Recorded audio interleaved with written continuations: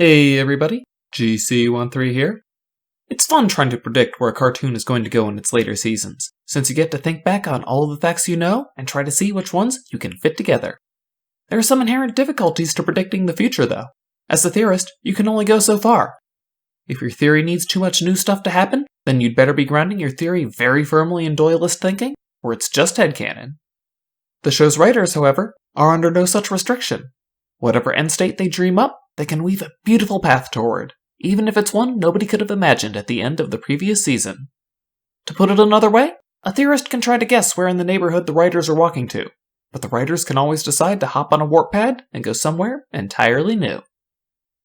Well, the most recent show to get onto a warp pad and head to parts unknown was Summer Camp Island, with its big Season 3 revelation that the eponymous island had only just been turned into a summer camp that day when the campers arrived. All the indications that they had previously given about the camp being a long-lasting institution were just improv. The story that came with that revelation also came loaded with some new facts that rendered a theory of mine, sadly, obsolete. I'm doing okay, but as touching as the story about Susie and Ramona that Season 3 told was, I would have really liked to see my theory play out, but I guess fate had other plans for our two best friend witches, and their theorist GC. This is, of course, not the first time a show added some brand new facts to its recipe. The first season of Steven Universe presented quite a conundrum. How is it that when a band of rebels is revealed to be living on the surface of a planet that they're starting to show an interest in again, Homeworld only bothers to send a single soldier? You need to leave immediately. Yes, step off! This is not a gem-controlled planet. We used to beat people up for saying things like that. Everything's all topsy-turvy now. To me, the answer was obvious. Homeworld's military must have had other commitments. Of course, the real reason turned out to be even spicier. It's not that Homeworld couldn't send more troops, they just didn't care. The Earth was due to self-destruct soon, so why waste effort wiping out rebels who will die along with the planet anyway? But if you put on your theory cap, that's just the risk you take. Again, you can only think about how existing elements can be used, not about what completely new elements can be added, unless you have a good explanation for why the writers would want to tell that story. So, as a funeral of sorts for my dearly departed theory, I thought it would be fitting to dissect it. I want to see what facts I identified as important for the theory, how I decided they fit together, and what new direction Season 3 ended up taking. The big episode for that video was Susie Appreciation Day. It had the facts that would form the emotional core of my theory. Susie's eagerness to take Ramona's call, her hurry to get off of the call, and how she sulked afterwards, even though she had just been hunting for an intruder in her cabin.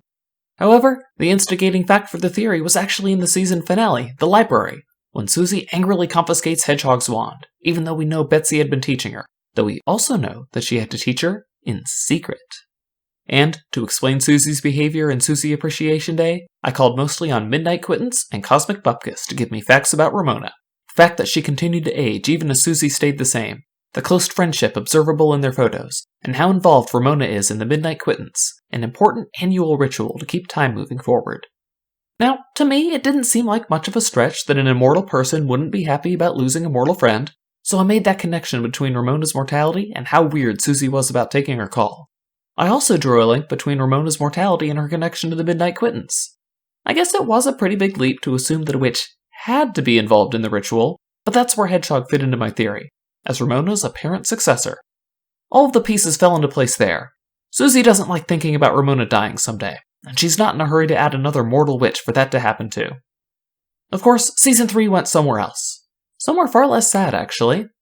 For the entire run of the show so far, Susie has been mad at Ramona for tricking her about how quickly the summer camp would return magic to the world. Without its emotional core, the theory has nothing to support its weight and collapses. Susie's Lament, you will be missed. But while Susie's Lament is gone, don't you worry about me.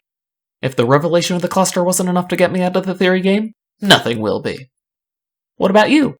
What big theories have you had that the writers erased by adding new things to explain the same facts? Let me know down in the comments below.